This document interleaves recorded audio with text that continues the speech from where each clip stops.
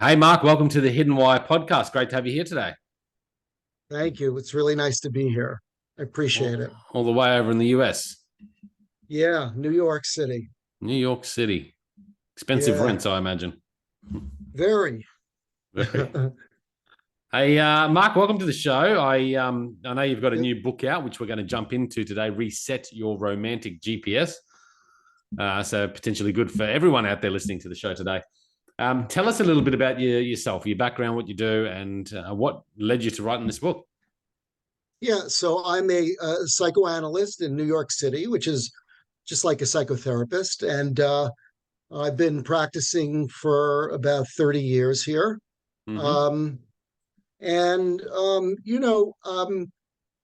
most of my work has to do with individuals and couples and relationships. Yep. And Um, one of the main issues that people bring in have to do with their kind of repeatedly being drawn to the kind of person for a relationship who consistently can't meet the person's needs, and why people are drawn to certain kinds of people um, Are you has saying been an that's fairly issue that's common?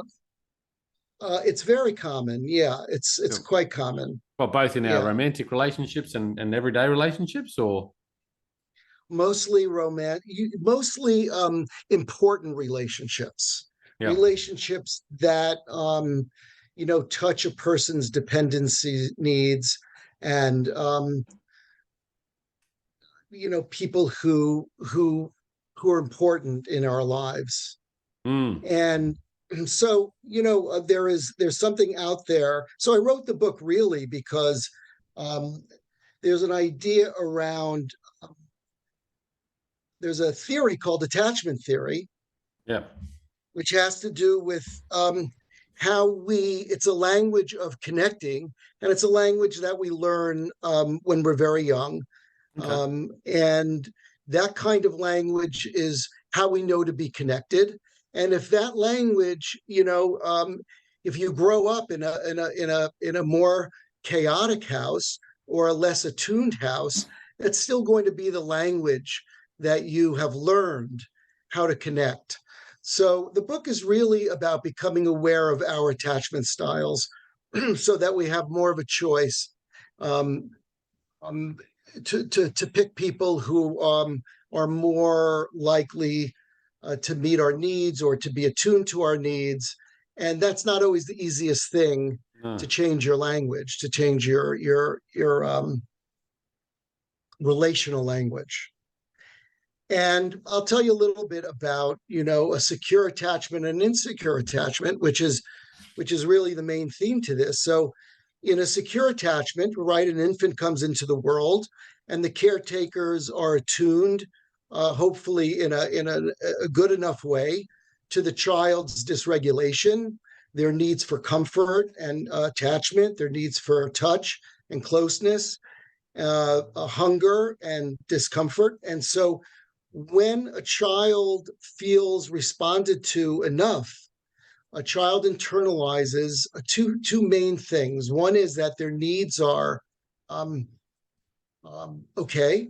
It's okay to have these needs, and two, that the world is going to respond to them in a good enough way. And so they internalize this experience that they're okay, that they're going to be regulated, and they internalize a sense of security. Mm-hmm.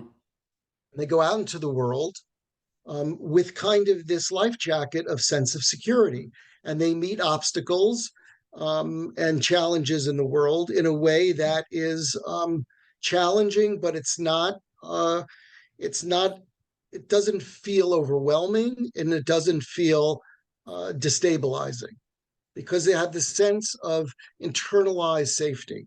Right. Insecure attachment, Yeah. the flip side, is an environment where the caretakers are much less attuned to the child's needs, more inconsistent in responding to them, or just completely unconscious and just terribly at responding, and misattuned. And so what happens is two things happen for this child. A, the child internalizes the sense that their needs are not okay. That's why they're not getting met. And B, what they internalize, what they become preoccupied with is the other, right? They become preoccupied with the caretaker, and they try to accommodate in order to feel connected to their caretaker. So the sense of attachment now, the responsibility of the attachment is on the child, not from the caretaker. And B, they internalize. So what they internalize, their security is outside themselves. Yeah. Sorry, that didn't sound so clear. Because they haven't internalized this sense of safety, their job is to meet the need of the parent or the caretaker in order to feel attached to the child. So they go out into the world without this sense of security. They go out into the world looking for that security in the other, which is a very different experience. Okay, so if we're feeling a sense of security in some manners, we won't go out there searching for it, but the insecure attachments that we've been brought up with, potentially we're looking out there externally to find that security. Yeah. Is that right? Correct. Yeah, that's right. So I guess each of us has some levels of that.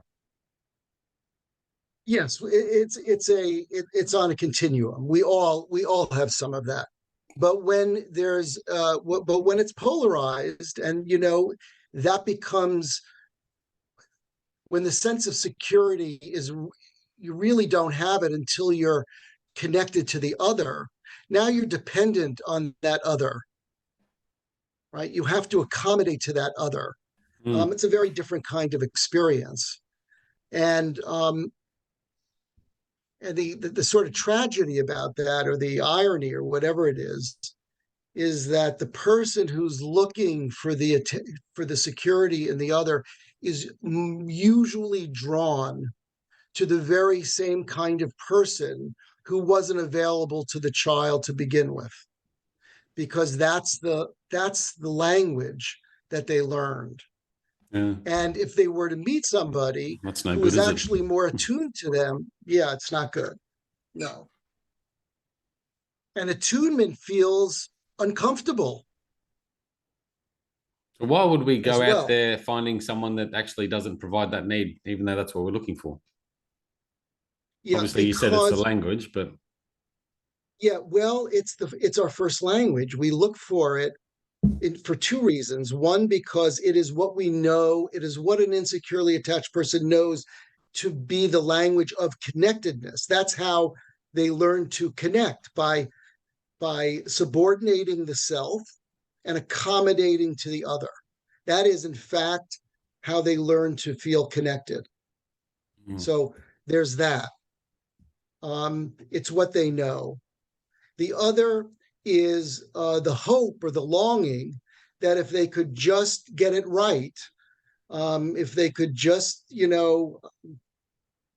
be super attuned to the other, or just get it right, then they would get that kind of love that they didn't get. So there's a longing to redo or undo what was done. And they're both not, both those things are going to lead to failure. Yeah. So how do we shift that and readjust our guidance? Yeah, good question. So, the first thing that a person needs is to become aware that they even, have this guidance, that they have to be aware that they see that who they're drawn to, there's a pattern. So first is awareness. That's the first thing. Yeah. And there's a lot written about attachment theory. There's a lot, one of the benefits, if there are any, of this whole COVID fiasco is mental health has really come to the foreground. It's spoken about, it's talked about. It's on TikTok. It's on, all sorts of ways, to find out about this kind of stuff. So learning about this is easy. Yeah. But awareness is the first step. Yeah. And there are a number of there are a number of ways to become aware that are accessible to us. Would there be like a trigger in the relationship that something's not right, or is that sort of the awareness you're talking about? Like, how do we? Well, that would be good. I mean, so for instance, in dating, I have a lot of patients who see, when they don't hear back from somebody, they become much more focused on the person they're not hearing back from than the person they are hearing back from. And there's a sense that the person they are hearing back from, there's just not that kind of chemistry that draws them, but they're very drawn to the person who is not getting really back to them in a timely way. Yeah. Now, that is a clue, and to be able to make the decision to move on as opposed to pursue somebody from the beginning who's less available, that makes a big difference. It saves a lot of time. I feel that there's always that honeymoon period as such, right, in a relationship, in which it seems like we're attracted for, not for the needs necessarily, but just the attraction essentially. And then when that ends, whether it's a year, 6 months, 5 years, I think a lot of people go through this, and I think the world's changing in how hard we, fight on, because I think people just take the easy route these days and say, you know what, why push on? I'm just going to retreat and say this is not for us, and whether it's amicable or not. But it seems like there's that honeymoon period where, we don't really get the chance to assess, hey, is this person meeting our needs? Yeah. Well, that is very true. I mean, and I tell my clients who are single and dating that it takes 6 months to really get a sense of a person. Yeah. Right. So when that honeymoon, that's really where character emerges, right? You can tell somebody's character over about 6 months. And when that falling in love or honeymoon period ends, that's when the relationship begins. I mean, that's really the beginning of a relationship. And one of the problems for the more insecurely attached person is once they get connected, even if they feel like the person is not really the person that they should be with, it's very, very hard to move away once that's been activated for them. The anxiety of trusting themselves, of the loss that and the mourning that goes on, with separation, it's very difficult for them. Yeah, absolutely. But you're right. People do back out these days. They don't really appreciate that the relationship is really all about after the honeymoon period. So you're talking about more the beginning of the relationship, finding the right person, or are you talking about any stage in between this with your book? Yeah. I mean, a lot of this is meant for people who are looking, who haven't been able to be successful in finding their partner. Yeah. But it also has to do with, the relationships that we're in. And in order to grow, you have to be able to take risks. You have to be able to if you have a lot of shame about yourself or about your needs, you have to be able to grow and come out with them and trust the partner is different from, your past experiences, hopefully. So it's not just a select group of single people. I mean, we all can learn from this kind of thing. Yeah. Do you think there's a link here between why there's so many more single people nowadays and so many people going through divorce, as far as this idea of not matching up with the right partner to begin with? Or what are your thoughts there? Obviously, you deal with it all the time. It's a very good question, which I talk about a lot with people and patients. And I think that there is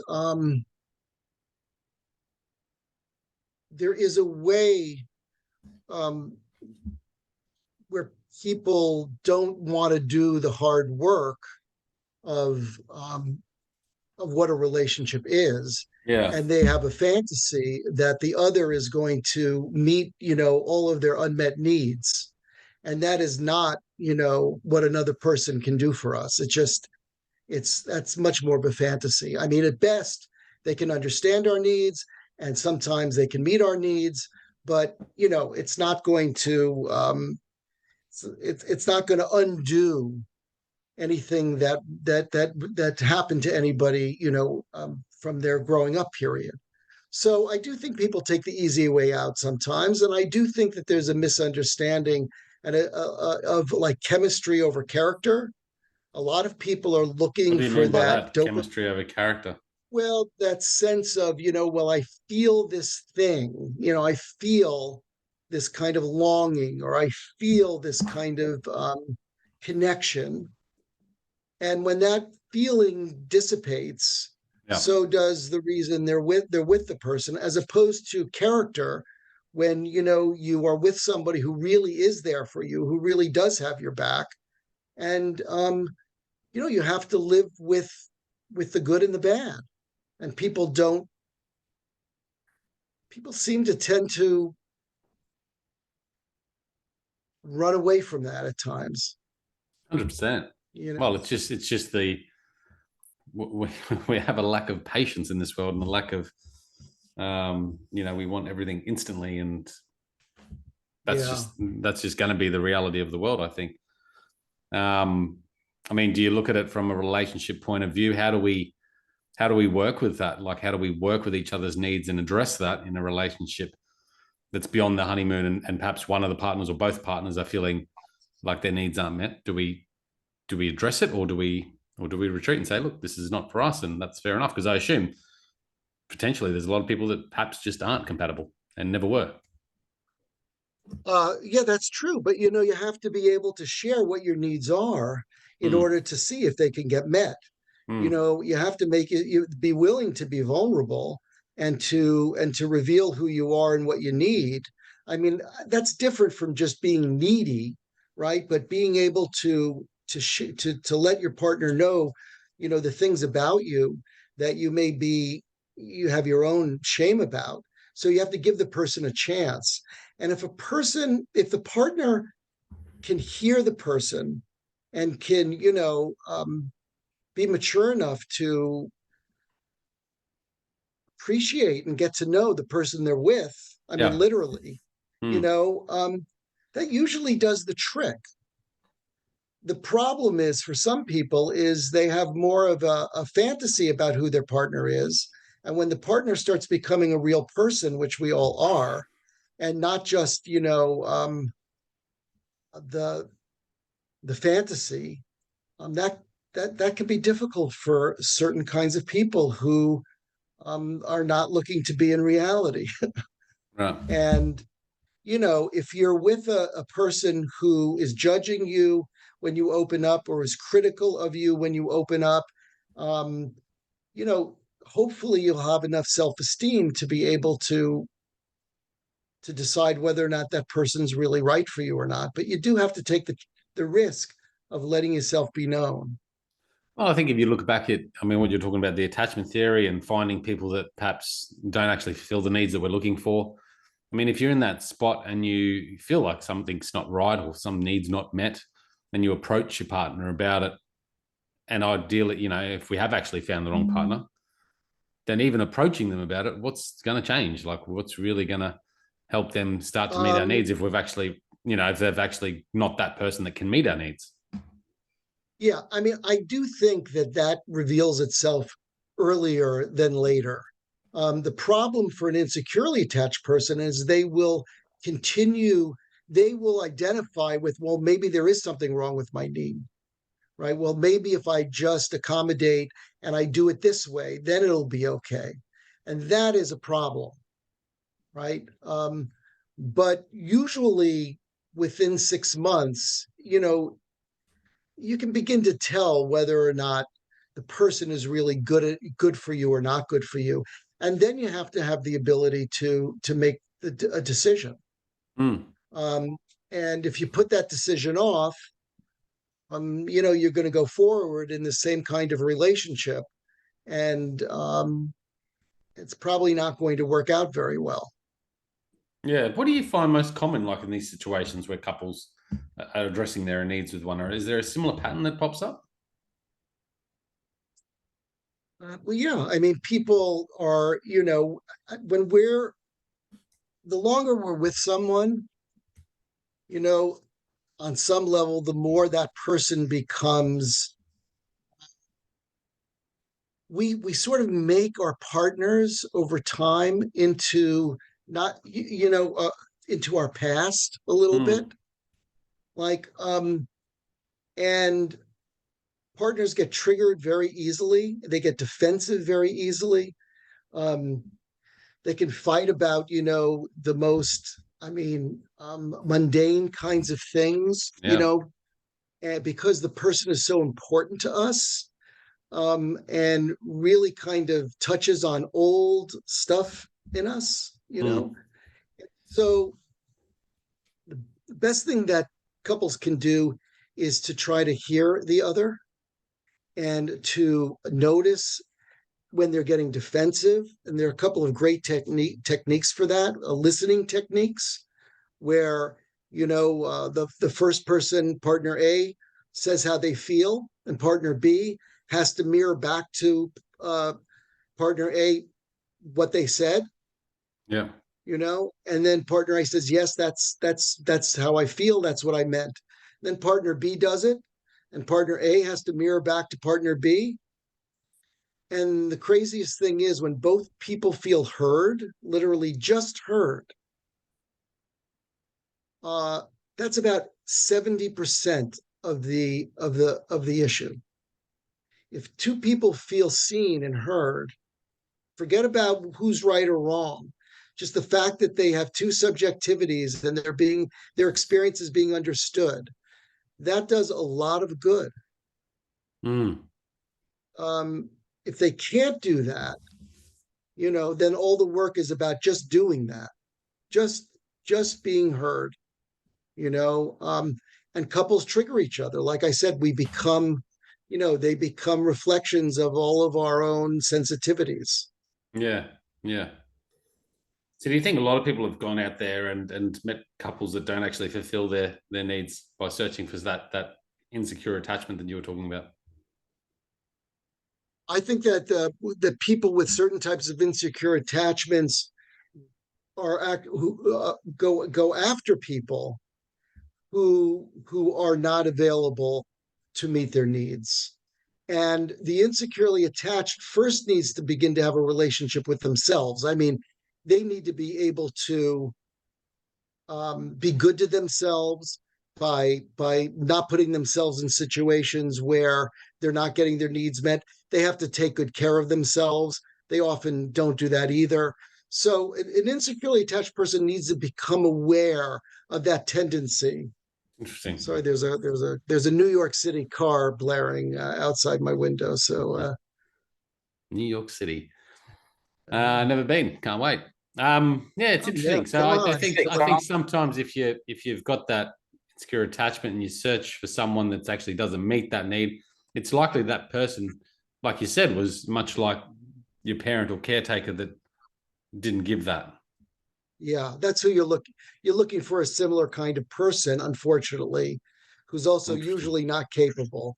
Um, and if you do find somebody who's really available, that feels very unknown. That feels very strange. It feels very untethered to a person who didn't have that. And so they have to get accustomed to that, believe it or not. They have Yeah, to it'd be get interesting accustomed to. I mean, to I'm just thinking of my own relationships, but it'd be interesting to see how that works in other relationships too. When you see the couples together and how they match, and I guess how they compare to the parents if you know the parents as well. yeah, There'll be some it's true. similarities, right? Is that right? Yeah, well, there'll always be some similar. Yes, there are definitely similarities. Again, the problem is when these things are more the extremes, Right. right? I mean, the in between is not really problematic. It's usually when it's more of the extremes sides of this. Okay. When So when you're we're too accommodating, or yeah, go on. just looking at the reset your romantic GPS, Yeah. and we started on that by awareness. Any final thoughts on how we reset this romantic GPS? What should we be doing?